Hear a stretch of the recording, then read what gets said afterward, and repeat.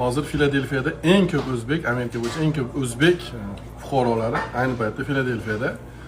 Ya'ni o'zingiz tushunasiz. Nechta taxminan? 60 ming atrofida o'zbek. O'g'ri. Taxminan bundan ko'p bo'lishi ham mumkin. Aka ham takun. Sal g'alati savol beraman. O'zi g'alati savollar qiziq bo'ladi-da. Necha foizi Meksika orqali kelgan? Yarmi. Yo'q. Juda ko'pchilik Meksikadan kelganlar aynan Filadelfiyada yashab kelishyapti. Sababi shahar boshqa Nyu-York, Kaliforniya, Chikagoga qaraganda arzonroq. O'zbek ko'p. Aytib o'tganingizdek, hozircha Amerika Qo'shma Shtatlaridagi o'zbeklar tomonidan ochilgan eng katta masjid ham Filadelfiyada.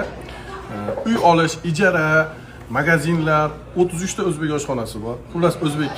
Yana bir narsani aytdi aka, mana shu Meksikadan kelganlarni juda ham ko'pi deb qaytib ham ketdi, xursand bo'lib jonajon deb vatanga qaytib ketishdi.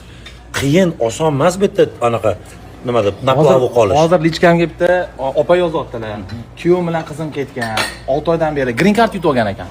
Ish yo'q deydi. Hatto endi green kartalarliklar ham ish topishga qiynalyapti. Meksikaga juda qiyin bo'ladi. Qaytib ketishyapti o'z xohishi bilan.